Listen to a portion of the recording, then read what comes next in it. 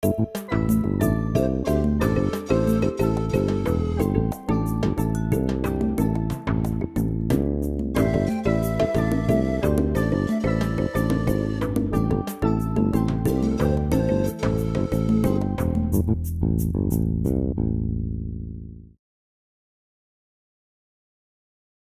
on en vient à travailler sur des adaptations de Voules? En étant fan des romans depuis qu'on est tout petit, enfin, depuis qu'on est ado, on va dire. Et comment tu l'as découvert exactement, toi? Moi j'ai Et par quel découvert roman? par New York. C'est un copain libraire qui me l'a proposé à la lecture quand j'étais libraire BD, SF, comics, quand j'étais à Rouen. Et le soir, en sortant du lycée, j'allais dans sa boutique voir un peu les nouveautés. Des fois, je me mettais dans un coin, ça le saoulait, et je bouquinais. Et non, je lisais de la SF anglo-saxonne principalement. Et un jour, il m'a dit, mais essaye de lire Vul. En plus, un auteur du coin, c'est un peu un régional de l'étape. Et j'y suis allé un peu à reculons parce que je trouvais que tout ce qui était français, c'était nul. Et c'était pas le cas. Donc voilà. Je trouve que c'est un auteur un peu atypique qui a écrit finalement sur un laps de temps assez court. Ouais. Oui, c'est marrant parce qu'à la fois c'est un auteur de... On peut dire que c'est un peu les pulps de l'époque, quoi. La collection du Fleuve Noir, c'était la collection populaire, la littérature de gare. Et les auteurs qui écrivaient en même temps que lui n'étaient pas forcément voilà, c'était des romans sympas, mais pas forcément super intéressants. Souvent, c'était des intrigues d'espionnage transposées dans un univers SF. Et lui a apporté vraiment un univers personnel, des visions incroyables, des idées pas possibles. Et puis surtout une force de suggestions, enfin, avec assez peu de mots finalement, parce qu'il avait pas un vocabulaire super étendu sur les 11 premiers. Il arrive quand même à aller à l'essentiel, quoi, à avoir un pouvoir d'évocation génial. Et entre donc cette découverte et la concrétisation un peu de cette collection, tu es passé par quelle étape? Je suis passé par... j'ai fait mon chemin d'auteur de BD débutant, donc sans même commencer par la science-fiction. J'ai travaillé un peu à Pilote, en faisant de la BD, racontant des histoires d'ados sur la côte normande dans les années 60, ça s'appelait Fred et Bob. Après, Fluide Glacial, j'ai fait les aventures là c'était SF, d'un héros, mais un peu déconnant, c'était des gags. Un héros qui s'appelait Stan Pulsar, une espèce de Bogdani de l'espace, un peu crétin et bas de plafond. Et ça permettait, chaque petite histoire, en fait, on caviardait un des genres de la SF. Tout ça, c'est arrivé chez Delcourt, et ensuite, on a monté Aquablue chez Delcourt avec Thierry Caillotot.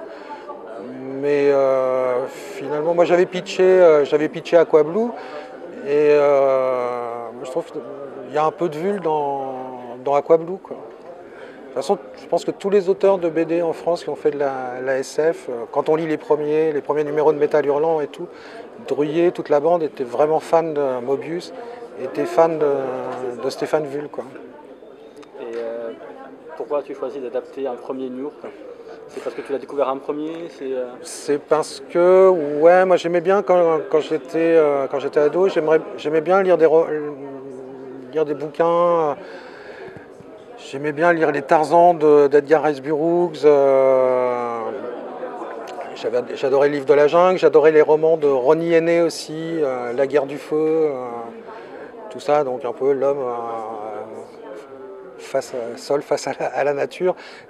J'aimais bien Rahan aussi dans Pif. Donc le côté, voilà, l'homme face à la nature, les animaux, j'adore dessiner les animaux. Donc voilà, tout ça, ça me parlait. Et puis à un moment, donc, je suis devenu auteur de BD. J'avais ce roman dans un coin de la tête. Tarzan, c'était pris. Aquablue, j'avais arrêté.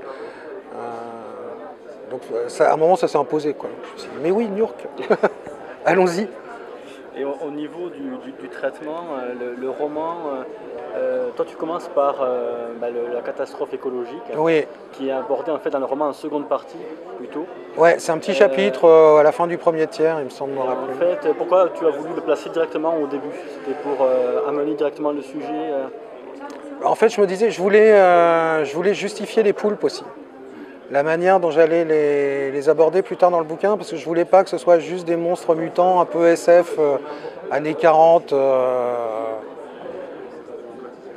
vois, avec les gros cerveaux, la radioactivité. Enfin, je voulais pas que ce soit que ça. Donc, je trouvais que l'idée d'en rajouter une couche sur la catastrophe écologique, c'est que l'homme ait commencé à les faire muter déjà pour faire le sale boulot au fond des océans, quoi. Réunir les déchets toxiques et les mettre les balancer dans une fosse, une dorsale océanique pour que ce soit enfoui dans le magma. C'est un vrai projet, hein. Enfin, la dorsale, pas les poules. Quoique. On ne sait pas. Mais en tout cas, oui, c'était un des projets de.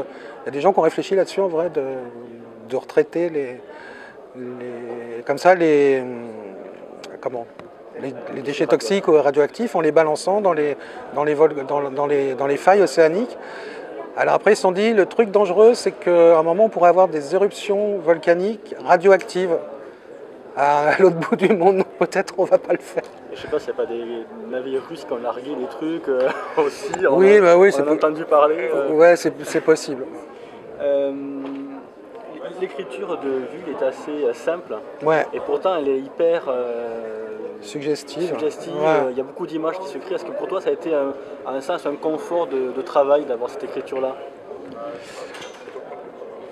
En tout cas, c'était un confort. À un moment, moi, j'ai lu le bouquin et puis je pense que je me suis fait un film aussi. Donc, ça m'a évoqué des trucs. Et après, je l'ai mouliné dans ma tête. Alors, effectivement, il y a plein de scènes.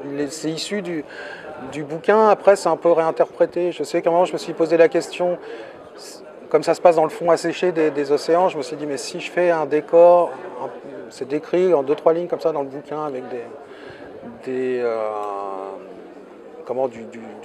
corail déchiqueté, vraiment un relief de fond marin, mais à l'air libre. Je m'étais dit, le décor risque de prendre trop le pas sur les persos, donc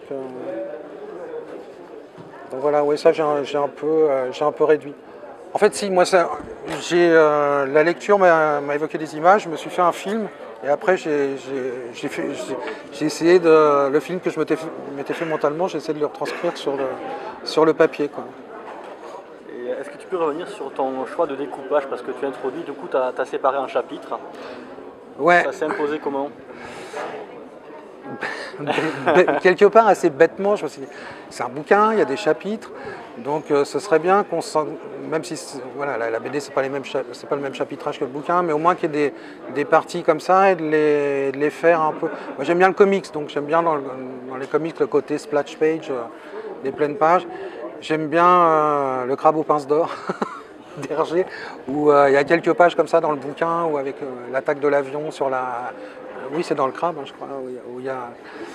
Et je me suis dit, en plus, c'est la première BD que je fais aussi au scénario, donc là, je peux le faire, je le fais. Et justement, c'est pas très dur au niveau du scénario, au niveau du dialogue, du moins, parce que Vull est très très peu bavard, il fait très peu parler ses personnages. Ouais. Est-ce que, du coup, toi, ça a été une difficulté pour adapter? Oui, ce que je te disais tout à l'heure, moi, je suis parti la fleur au fusil en m'étant fait un film. Et du coup, pour m'y mettre vraiment, j'ai un peu relu. Et je me suis dit, mais si j'adapte comme ça, avec les dialogues façon La Guerre du Feu, ça va être une BD, presque une BD muette. Et jusqu'à ce que je trouve l'idée, finalement, je voulais que le récit soit vu de la perspective de l'enfant noir, uniquement. Donc, alors que dans le bouquin, on suit 2-3 personnages en montage parallèle, comme ça. Et donc le fait d'axer tout sur le gamin, tout découvrir par ses yeux, je me suis dit, je vais faire un texte-off à la première personne. Ça me permet même de reprendre des petits bouts du roman. Et je justifierai ça à la fin par un petit épilogue où on verra le gamin qui sera plus vieux. Et en fait, on s'aperçoit qu'il raconte toute cette aventure à d'autres personnes, quoi. Et l'enfant noir qui est donc rejeté par sa tribu, part à la recherche du vieux justement qui a promis sa mort. Et là donc il découvre l'univers du XXe siècle qui a complètement périclité avec enfin, au niveau écologique et au niveau aussi, on retrouve l'alcool, les armes. Oui. Ça a une portée un peu politique, cette œuvre de Wühl.